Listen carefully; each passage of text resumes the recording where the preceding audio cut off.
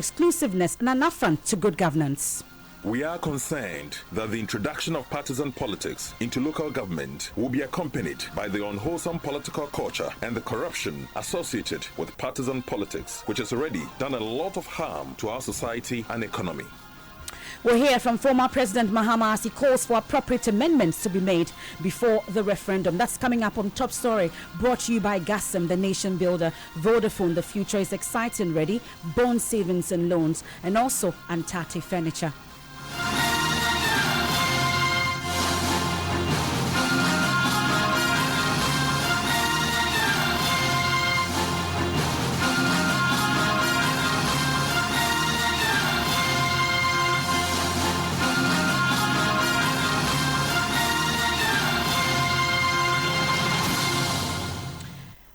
An advocacy for a no vote in the upcoming referendum has begun gathering momentum. Tonight, the National House of Chiefs says it is opposed to the proposal to have political parties involved in local government elections.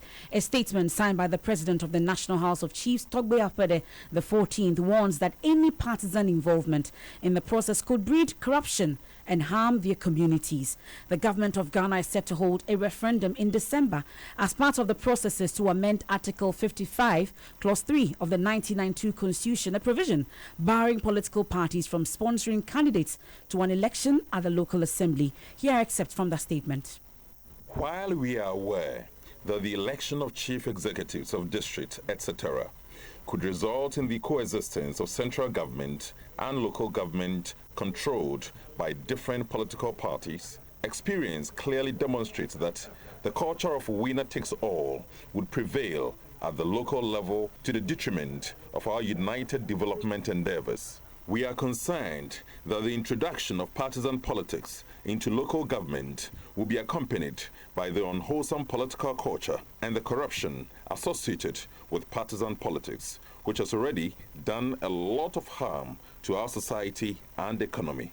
The incidence of exclusiveness, the unhealthy politicization of all issues, the marginalization of citizens who do not belong to the ruling party, and the exclusion of skilled manpower on partisan grounds would be detrimental to development and good governance at the local level. Currently, the appointment of 30% government nominees to the local assemblies has been totally vitiated by partisan politics, with the result that appointments are determined by party membership to the virtual exclusion of traditional authorities and other non-political groups, a total travesty of the principles of good governance. By every democratic principle, traditional authorities and other non-political groups must have a legitimate say in the use of their resources and the selection and location of development projects financed by such resources. Effective decentralization will be adversely affected by the control of local parties by the headquarters of national political parties. We want the citizenry to know that the referendum is meant to permit unbridled partisan politics into local government, and so the merits of the proposed reform should be assessed on that basis. We strongly recommend its rejection by the citizens. Signed, Togbe Afede, the 14th President, and Dasebre Nana Kwebu Ewusi, the 7th Vice President. Now, flag bearer of the NDC and former President John Dramani Mahama has backed his party's position for the necessary amendments to be made by government to make way for yes vote. In the absence of that, Mr. Mahama is advocating a no vote. He spoke to our Upper West Regional correspondent Rafiq Salam. There are two issues at stake. One is the election of DCs. That one is not part of this referendum. Unfortunately, people have created the impression that we're going to vote for DCs to be elected. No.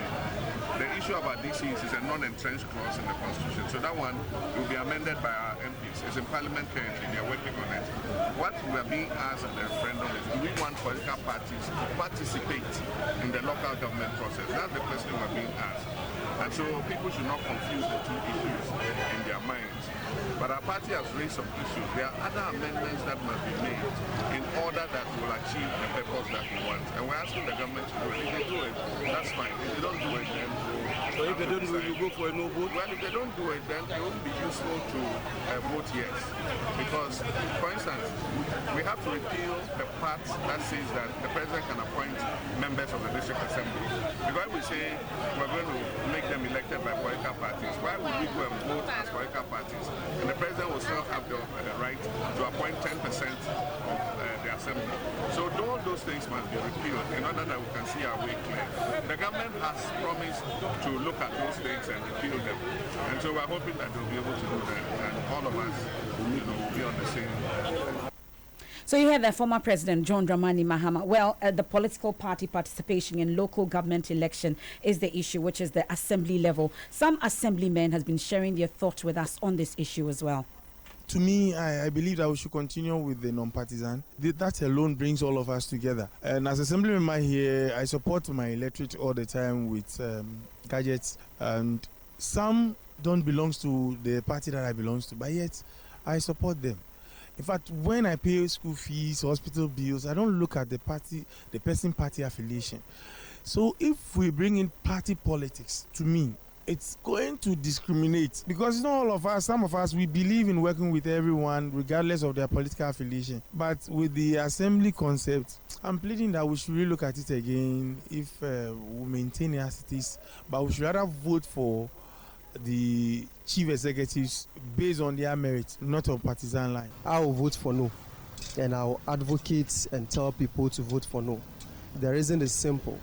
When you look at the wisdom behind this decentralization system, it's like I live in a community and I'm known by the people knows me and I know the dynamics in the community. Now the people want me to represent them at the local level so that whatever they need I can present it there. So it is basically for the people to benefit from the government system. But when you make it a yes, automatically now the political parties will have influence. So it's no more about the community, but it's about a political party. And when we look at our country, Ghana, these days, our politics is like winner takes all. So automatically, the community is going to suffer. The party or the political party is going to give you the policies to implement at the General Assembly, which will be wrong because they will be championing their cause instead of the cause of the community. And these are the people, the men and the women that will be voting for on partisan basis should we get a yes vote in the referendum at the assembly level. And you heard some of them raising concerns about it. They would want the status quo to remain. They don't want to be voted for on political party basis. But we'll go on the phone line shortly and speak to a local governance expert on it. We are also expecting a statement from the NPP in response to the no vote, which is gathering momentum shortly. But the chairperson of the National Commission on Civic Education, Josephine Nkrumah, spoke to my colleague Israel Lai on the Joy News Prime on the Joy News channel on these issues. Well, I must say that from very early on, we noticed that a lot of people assumed that the referendum was to elect MMDCEs. And so at each point in time, wherever we were given the platform, we would reiterate that it's not for the election of MMDCs, that it's a separate matter being undertaken by Parliament to amend Article 243, right, and that the national referendum is actually to determine whether we want to see multi-party participation in local governance. All right. So that is what it was.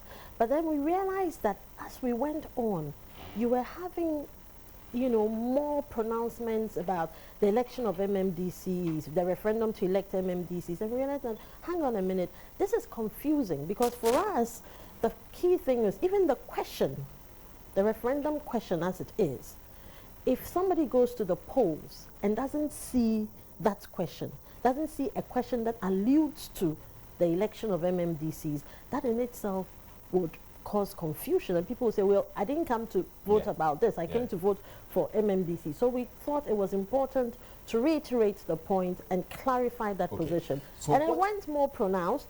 And so we had in the media space and people just touting it. Last week it was in the Times, everywhere. And we said, no, we need to put out a statement and clarify this position. Right. So clarify it for us here and now. What is it that when people go to the polls on December 17th, what are they going to find on the ballot? They're going to find three things. There's a first ballot to elect our unit committee members. And on that ballot, you have up to 5 persons that you can vote for. And then you're going to have the second one, the election of your assembly member in your electoral area. And the third one, in relation to the referendum, where the question is put, whether you want to see political parties participating in local governance. So 3 things are required of us. You vote for your unit committee member, you vote for your assembly member, and then you vote yes. When you vote yes, it presupposes that you want to amend, you want to see Article 55(3) being amended, and the implication is that it will allow political parties to participate in local governance. If you vote no, then it means that you want the status quo to remain and you would not like to see political parties participating in local governance. That is required of the citizenry. So that is that cleared. So December 17th, anything to do with election of MMDCs has nothing to do with the citizenry. We are not going to elect, we are not going to vote on that matter. That matter is being catered for by Parliament, because the article that must be amended to take away the powers from the president and give to the electorate is a non-entrenched provision, which means that constitutionally it's the parliamentarians have the power to amend that article.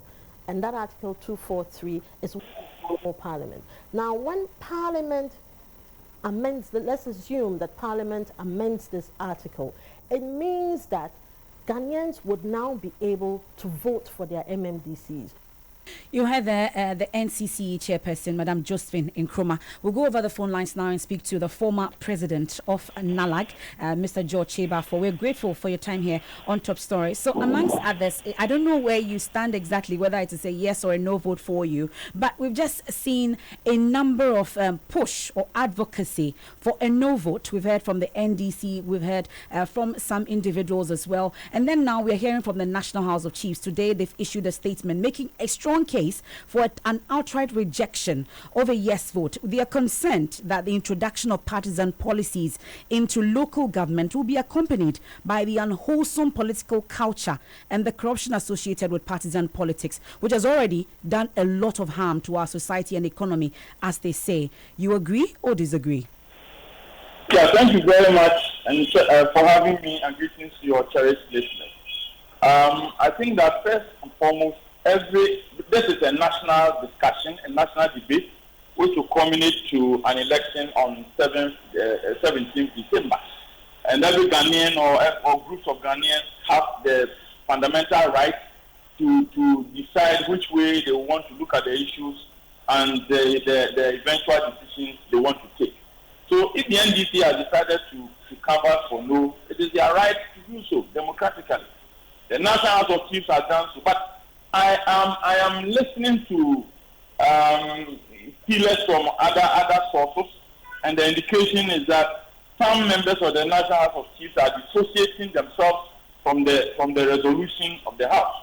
I have listened to Ojiahoko Yajibi, apparently the chairman of the Governance Committee of the National House of Chiefs, who says his committee was not consulted, they were not part of the decision process, and then also, according to him, the standing committee of the House did not discuss the matter. But that is just an aside story. But let's look at the issues more critically. You see, generally, Ghana has decided to go multi-party by way of the adoption of the 1992 Constitution.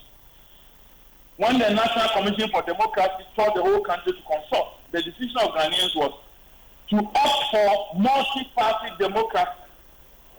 As to why the decision ultimately came up that we want to do it at the national level and not at the local government level, that's also an issue for another day.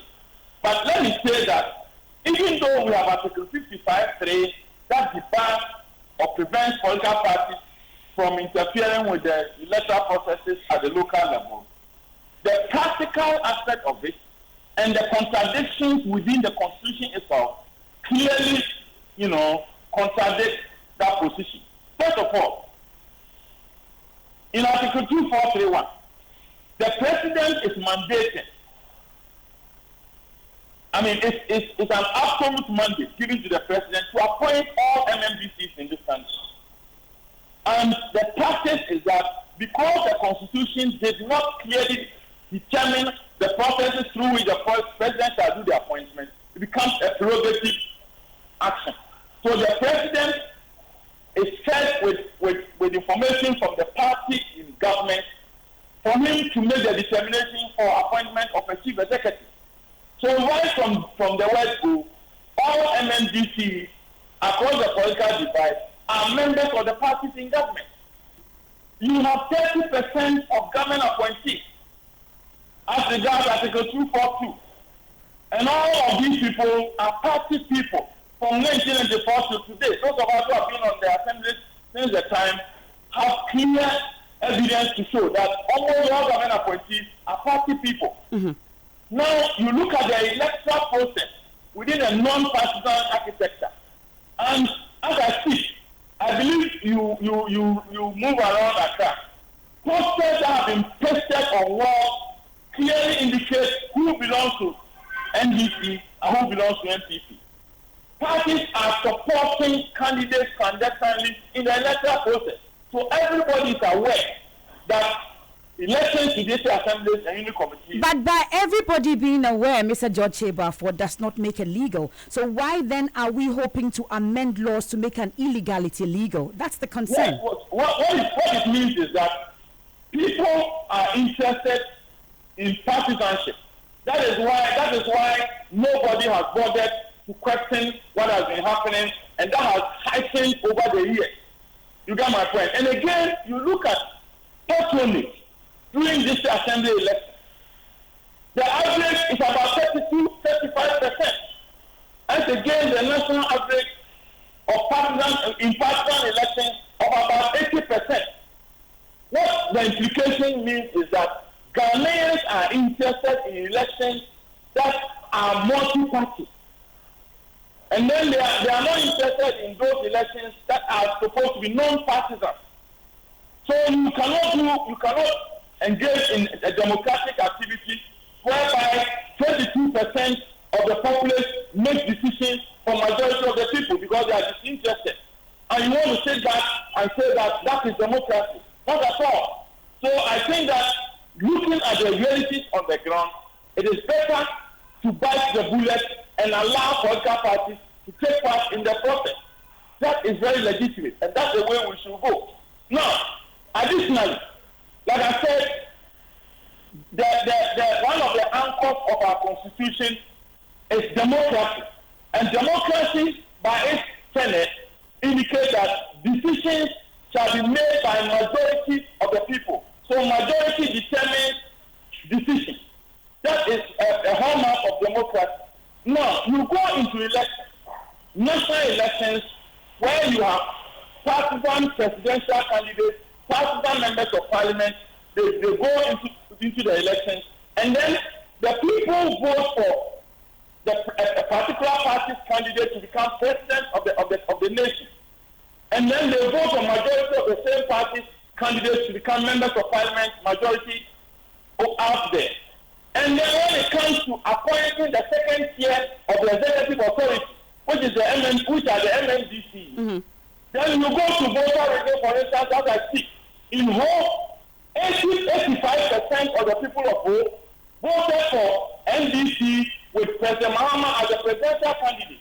Now, when it comes to determining who is best placed to lead the executive authority in Ho, you go and appoint a person from the minority side of 15%. Is it not a travesty of democracy?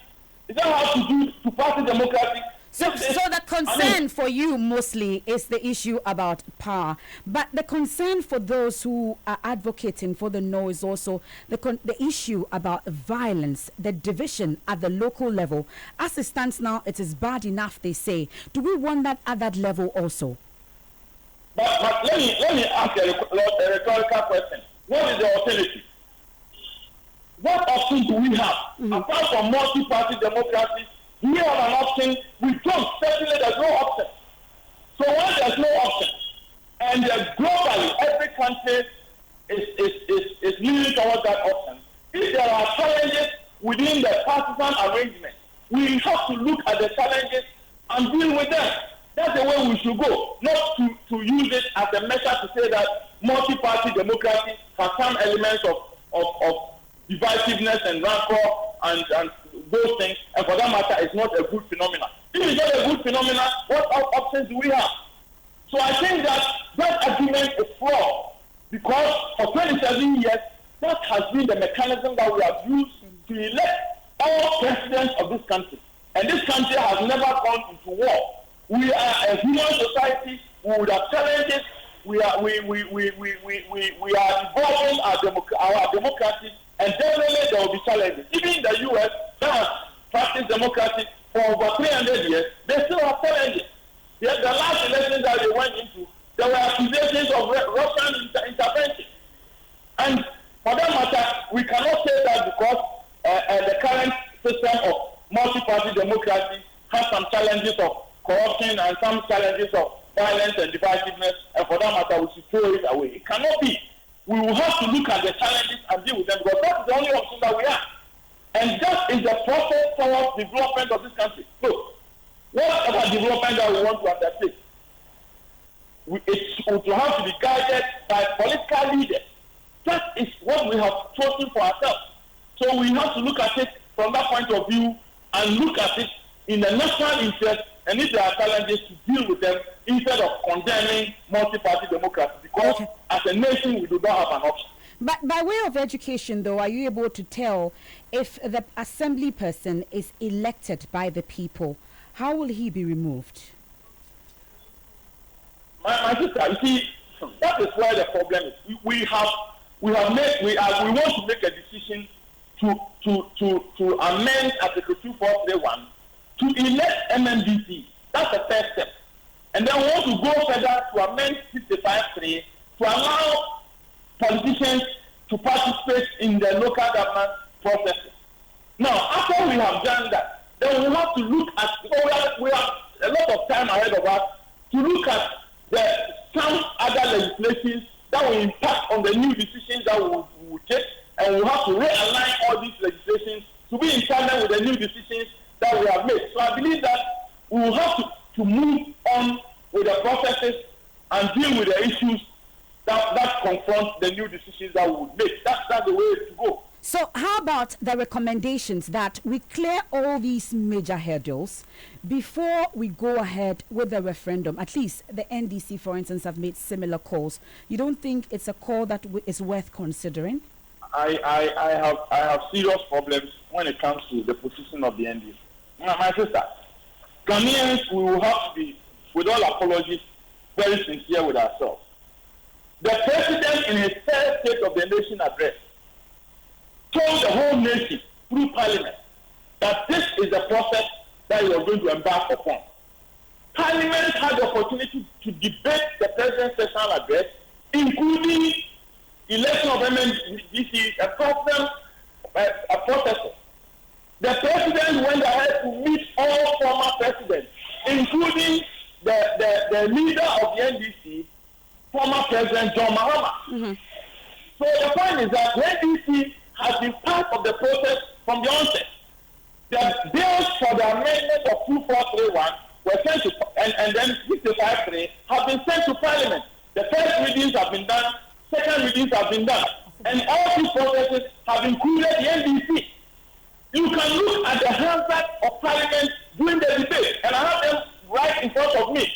Comments that Honorable Mahama Yareda and other people made, they even indicated the need for MMDC to be elected on partisan basis. Okay. You can make reference to the hazard. So if all these processes are going on, and then at this last hour, the MDC wants to turn it around to say that they are not, it's like they are taking an impression as if they do not have any input whatsoever.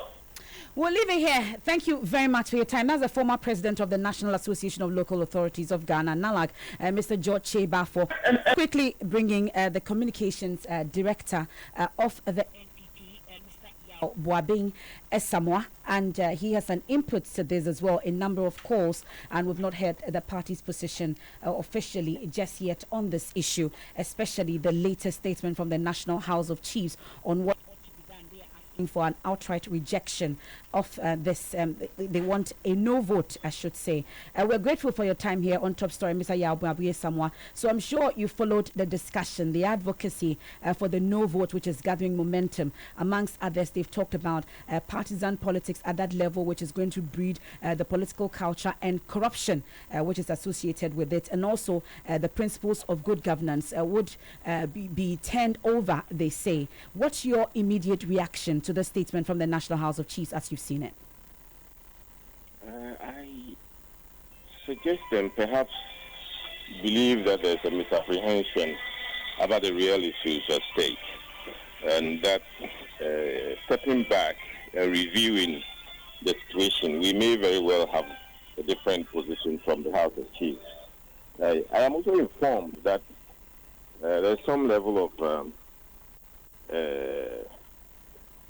what do you call it, that others have said that it's not quite representative of what they think. And that's why I believe there's a certain level of misapprehension about the statement and what's at stake. Perhaps we need to appreciate that if the amendment for multi-party participation at local level goes through, it would rather help us to combat corruption and other forms of behavior that political parties appear to be tagged with at the moment. How? That people find unsavory. Yes, because this is a situation where we have a constitution that eliminates all other parties except the winning party in participation and decision-making processes. Everywhere. The winning party takes everything. And that is what we have dubbed as a nation, winner takes all, including the National House of Chiefs and several chiefs across the country, who, in partnership with religious leaders, notably the Orthodox churches, as well as the charismatic churches, have said over and over again that until we eliminate the culture of winner takes all from our politics, then other parties who are frozen outside will necessarily create conditions to unseat those in charge, conditions which may not necessarily augur well for good governance. And that is why you have a president who says that in pursuance of a national consensus, building true participatory democracy for all of us, I'm shedding part of that power. So we break winner takes all, which is what the House of Chiefs have been after all this while. Breaking the winner takes all. This is the only way out for breaking winner takes all. We all participate, and in doing so, we own the fortunes of the country together. In any electoral cycle, every party is committed to what happens within that cycle. At least at local governance level, you are certain that you are receiving your political participation's worth when you go out looking for services and other things. This is what we've been looking for. And many will disagree with you, but this is a discussion certainly that will definitely continue. We're grateful for your time. That's the Communications Director of the MPP, Yabuabuye Samwa. And that's it for Top Story, brought to you by Gassam, the nation builder, Vodafone. The future is exciting, ready. Bond savings and loans, and of course, Antati Furniture. I am MFR Power Evans. Mentor is up next with Ghana Connect.